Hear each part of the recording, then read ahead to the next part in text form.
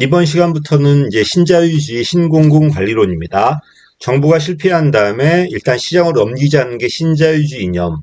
여기다가 나중에 누가 들어온다? 민간의 경영 논리가 안으로 들어와서 내부 효율성을 높이자는 게 신관리주의죠. 이걸 두 개 합쳐서 우리 신공공 관리론이라고 그래요. 어쨌든 신자유주의는 옛날의 자유처럼 방임하자는 의미는 아니야. 그렇다고 케인즈처럼 직접 개입하자는 게 아니라 규칙은 누가 만든다? 정부가 만든다. 이 규칙을 준수하게 간접적으로 개입하고 나머지는 시장에 맡겨달라는 겁니다. 13번 문제는 맞았습니다. 신자유주의 정부 이념 이런 게 이제 포인트겠지. 시장 실패 결사 역할을 해오던 정부가 문제 유발자가 되었다. 다른 말로 정부 실패했다. 그러니까 다시 시장을 통해서 가격이나 경쟁을 통해서 문제 해결하자. 정부 역할이 밖으로 나가니까 작은 정부는 맞죠. 틀린 단어 없습니다. 자, 수요 중시 경제학이 케인즈 경제학이에요. 민간 수요가 안 되니까 정부가 세금 걷어가지고 또는 적자 재정으로 직접 서비스를 만들었죠. 이게 수요 중시 경제학이었는데 70년대 오일 쇼크는 공급의 충격이었단 말입니다. 이러니까 공급이 줄었는데 수요만 늘려봤자 물가만 올라가겠죠. 자, 이러니까 수요가 아니라 민간이 자유롭게 공급할 수 있게 공급을 좀 자유롭게 할 수 있게 해줘야 되겠죠. 규제 완화라든지 이런 것들, 감세라든지 이걸 공급 중시 경제학이라고 그래요. 이건 바뀌었습니다.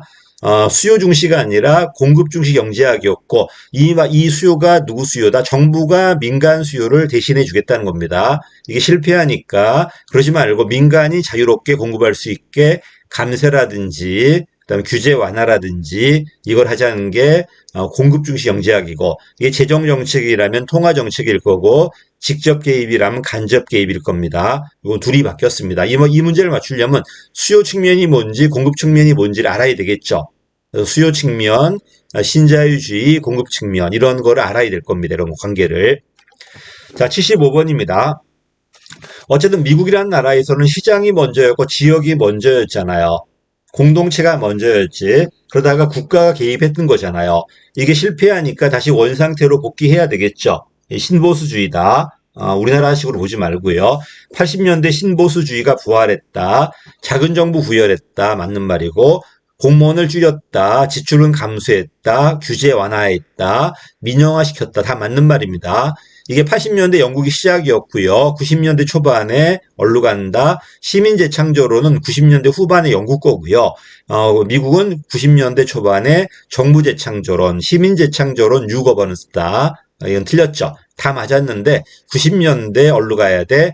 정부재창조론으로 가야 돼요.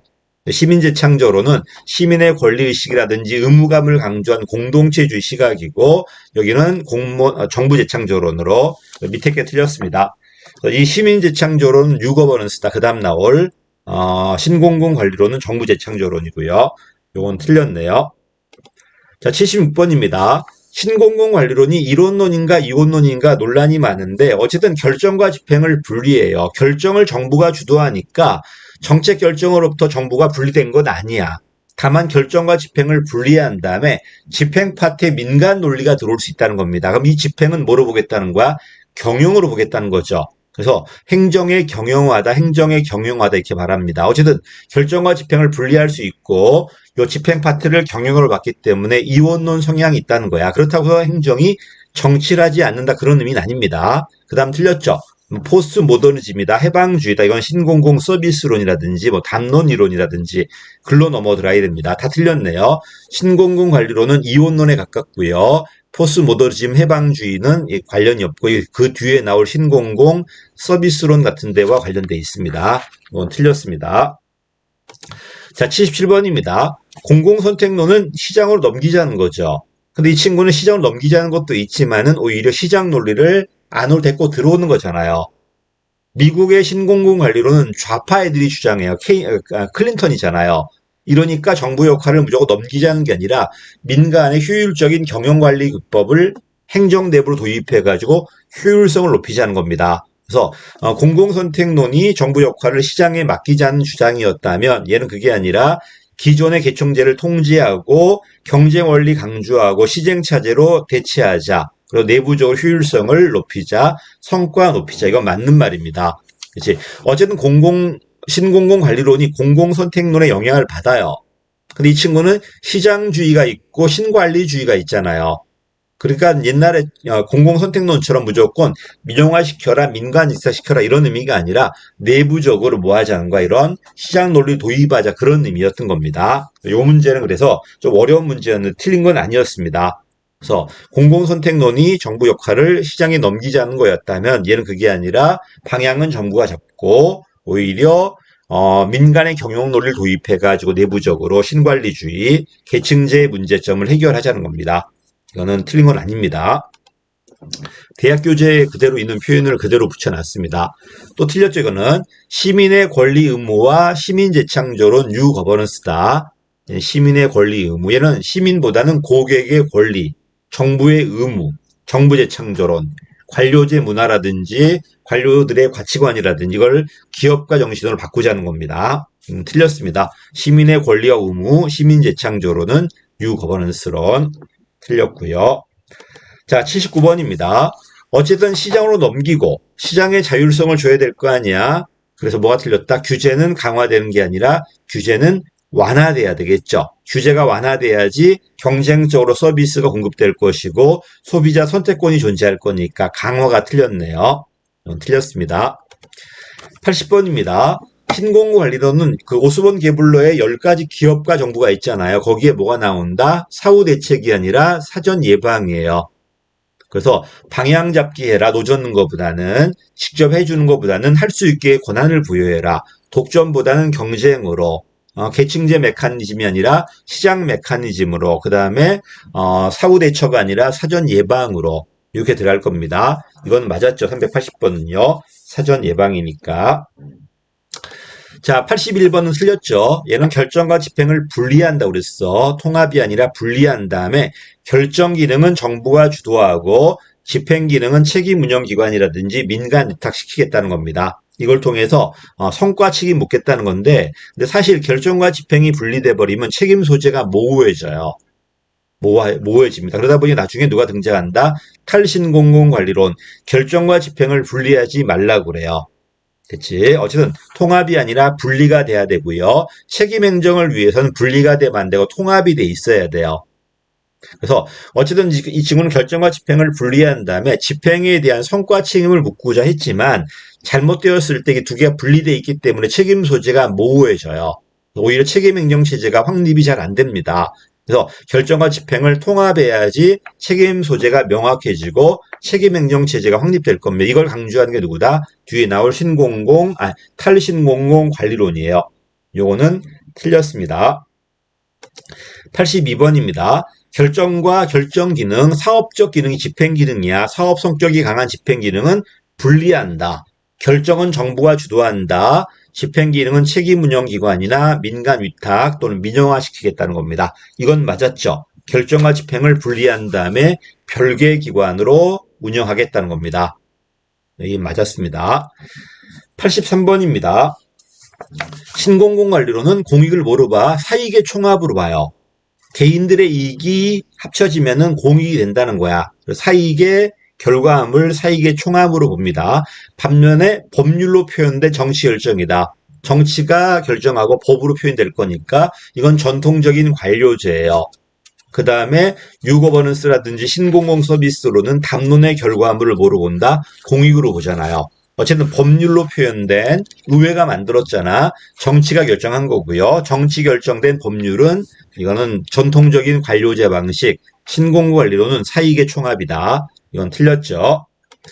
자, 신공공관리로는 옛날 관료제는 법규나 규정만 준수했죠. 절차 중심이었죠. 얘는 주어진 목표나 임무, 이 목표는 누가 준다? 되게 고객이 줄 겁니다. 성과 낼 거니까요. 정부가 방향을 잡았고 이걸 달성하는 게 목적이란 말이야. 그리고 관료들이 옛날에 규정과 절차 중심의 과정 중심이었다면 얘는 주어진 목표나 임무 중심의 성과 중심이라는 겁니다. 다만 이 임무와 목표를 되게 고객이라든지 정부가 잡았다는 문제가 있죠. 반면 뒤에 나올 뉴거버넌스는 이걸 누가 잡는다? 시민이 합의해서 잡을 겁니다. 그래서 고객 대응성이 신공공관리론, 시민 대응성은 뉴거버넌스나 신국정관리론 이게 바뀌게 될 겁니다. 이거는 맞았죠. 법규나 규정은 전통적 관료제, 목표와 임무 중심, 이건 맞았습니다. 여기서 말한 목표와 임무는 정부가 주어진 방향을 달성하는 거, 성과 내는 거야. 또는 고객에 대한 대응성일 겁니다. 자, 85번입니다. 신공고 관리로는 재량을 줄 거예요. 대신에 성과 내야 돼, 안 내야 돼? 성과 내야 돼요. 이러니까 뭐가 나와야 돼? 성과를 측정할 수 있는 성과 지표가 들어와야 되겠죠. 이걸 위해서 나중에 발생주의 복식부기가 들어올 겁니다. 성과관리제도, 성과지표가 들어올 거예요. 효율적인 감시와 통제를 위해서 전통적 관료제는 규정과 절차를 강조했지만 이 친구는 그게 아니라 목표를 제시하고 이걸 달성할 수 있는 지표가 나온 다음에 달성했는가 안 했는가를 확인해 본 다음에 완료시킬 겁니다. 이건 맞았습니다. 효율적 감시와 통제를 위해서 규정과 절차를 강조하는 게 전통적 관료제라면 얘는 목표를 준 다음에 이걸 측정할 수 있는 지표를 만드는 거예요. 이런 선과관리 제도가 들어올 겁니다. 이걸 달성하는 게 목적이고요. 이거는 맞았습니다. 대신에 이제 뭘 줄 거야? 집행의 재량을 줄 거예요. 목표는 내가 정했지만 집행은 네가 알아서 해보라는 겁니다. 틀렸어. 중앙 감독과 통제는 약화되고 오히려 자율성을 줘요. 자율성을 줄 거고 일선 공무원들이 기업가 정신이란 창의성을 통해서 성과를 높이겠다는 겁니다. 강화가 틀렸죠. 오히려 자율성이 들어가고 대신에 이들의 창의성을 통해서 품질을 높일 것이다. 또는 경쟁이나 가격을 통해서 높이겠다는 겁니다. 이거는 강화가 틀렸네요. 틀렸습니다. 87번입니다. 업무 성과 제고하기 위해서 역시 마찬가지 투입이나 절차가 아니라 산출이나 결과, 1차 결과물이 산출이고 궁극적 목적이 결과잖아요. 이런 성과를 통해서 성과 나오면은 자원을 줄 거고 나오지 않으면 줄였겠죠. 환류시킨 다음에. 이건 맞았죠. 그래서 성과 제고하기 위해서 투입물 중심이 아니라 산출이나 결과 중심으로 재화를 배분한다. 성과 나오면 더 많이 줄 거고 성과 나오지 않는다면 안 줄 거니까요. 이거는 맞았습니다. 8번입니다. 이거는 참여, 형평성, 적실성은 신행정론이잖아요. 전통적인 우리 그 복지국가 쪽이잖아요. 그치? 그래서 참여니, 형평성이니, 적실성이니 이런 정부의 공적 역할을 강조했던 이론은 이거는 신행정론으로 봐야 되고 신공공관리론 시각에서 본다면은 전통적인 복지국가예요. 복지국가. 이거는 틀렸습니다. 88번은 틀렸고요. 89번입니다. 이 친구는 only 경제 합리성이에요. 절차 정당성은 누구 거다? 이거는 전통적인 관료제, 규정과 절차를 준수하는 거니까 소비자 만족은 맞아요. 이러다 보니까 신공공관리로는 경제 합리성을 추구하고 이러다 보니까 정치 합리성이라든지 이런 절차 정당성 같은 거는 무시할 수 있겠죠. 됐지? 그래서 나중에 누가 들어온다? 과정 강조하는 유거번스가 들어올 겁니다. 그래서 뭐가 틀렸다? 경제 합리성은 이건 맞아요. 경제 합리성만 강조했다고 봐야 돼요. 정치 합리성도 무시되었고 이런 절차 정당성도 무시되었고요. 소비자 만족은 맞습니다. 가격이나 경쟁을 통해서 만족을 높이는 거고요. 절차 정당성이 틀렸네요. 자, 그 다음에 90번입니다. 어쨌든 신공공관리로는 사람을 뭐로 본다? 합리적 경제인으로 봐요. 공무원도 마찬가지예요. 이러니까 성과급이라든지 이런 유인체계, 화폐 유인체계를 통해서 성과 높이려고 그랬죠. 이건 틀렸죠. 얘는 비화폐 유인보다는 화폐 유인을 강조했다가 맞습니다. 둘이 바뀌었다 이거. 자, 91번입니다. 신공공관리로는 경영논리가 들어와요. 경영논리가 들어오다 보니까 행정이 경영과 다른데 경영논리가 들어오다 보니까 정체성을 무시했다. 정부와 기업을 동일시했다. 경영논리를 그대로 정부 이식하려고 했다는 비판을 받습니다. 이건 맞는 말이다. 정치행정 이원론이다 이론론이다 단정하기는 좀 어려워요. 왜? 어쨌든 결정, 방향은 정부가 잡을 거니까 다만 집행을 경영으로 보는 거예요. 이러니까 경영논리가 집행논리로 들어온 겁니다. 근데 어쨌든 집행이라도 경영과는 다른 독자성이 있는데 그걸 무시했다는 겁니다. 91번은 맞았습니다. 신공공관리는 효율성 강조하는 거 맞죠? 기업과 특히 관료들에게 재량을 줘요. 그럼 재량을 줘버리면 누가 통제를 못하는 거야? 정치가가 관료를 통제 못하잖아요. 그렇지? 서로 모순된다는 거야. 정치가가 관료를 통제해버리면은 재량이 없어지는 거고 재량을 줘버리면은 통제가 잘 안 된단 말입니다. 이러다 보니까 이런 책임성 문제가 야기될 수 있다는 겁니다. 재량권 잘못되었을 때 정치 결정이 잘못된 건지 아니면 기업가들의 집행이 잘못된 건지 알 수가 없잖아요. 그래서 어쨌든 효율성 향상하기 위해서 재량을 선호하는 건 맞지만 그러다 보니까 맨 마지막에 책임 소재가 모호해질 거고 이런 공적 책임과 기업가적 재량의 갈등 때문에 성과가 나오지도 않을 겁니다. 통제하고 재량하고 서로 모순이니까요. 자, 93번입니다. 신공관리론 유인 기재가 온리 돈이에요. 다양하지 않습니다. 틀렸고요. 그 다음에 성과의 관리에 어려움, 이건 맞아요. 정부 업무는 성과 측정이 안 된단 말이에요.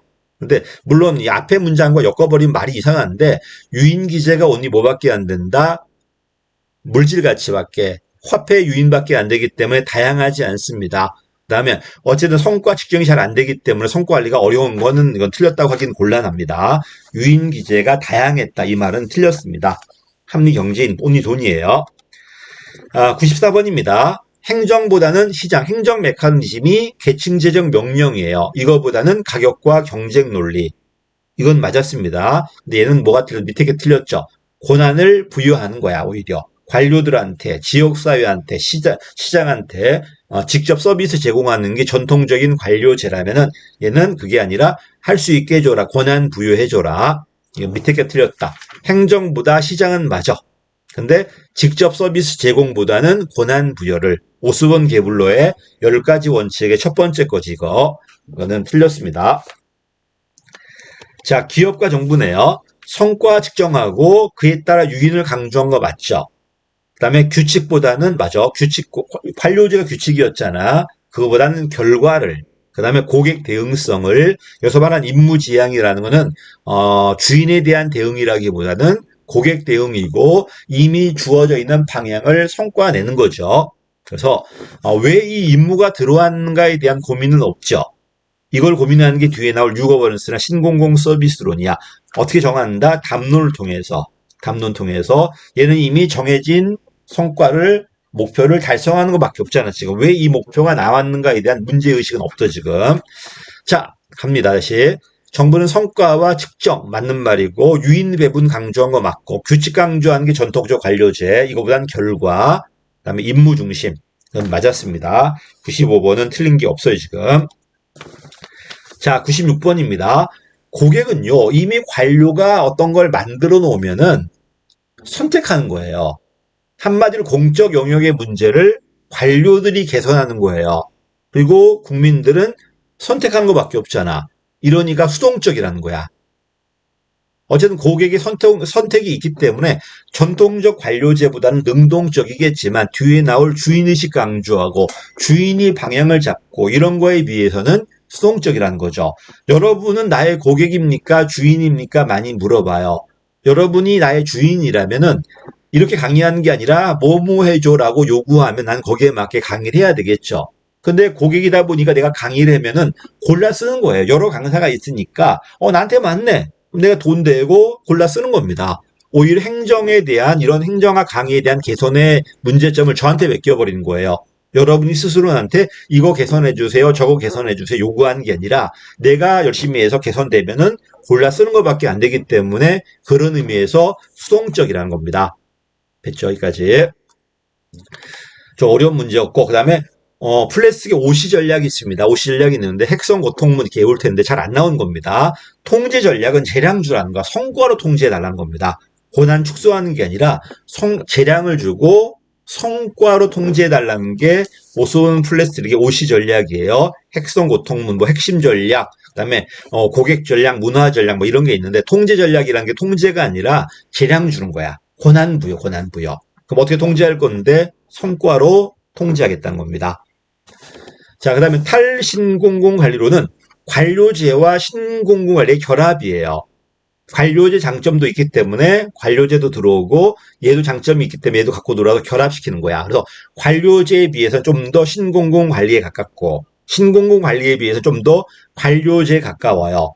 탈관료제 모형에 입각한 경쟁과 분권하는 신공공관리론이고 얘는 관료제와 탈관료제의 조화, 특히 결정과 집행을 분리하지 마. 총체 통정부예요. 그래야 책임 소재가 명확할 거니까. 민영화도 신중하게 접근해야 되고 온리 능률성이 아니라 전통 가치도 강조해야 되고요. 둘은 결합됩니다. 문제가 그렇게 많이 없는데 그래도 계속 나올 거니까 좀 봐두십시오. 이게 절반이니까 두 문제 있나 보다 이게. 자, 여기까지 하겠습니다. 감사합니다.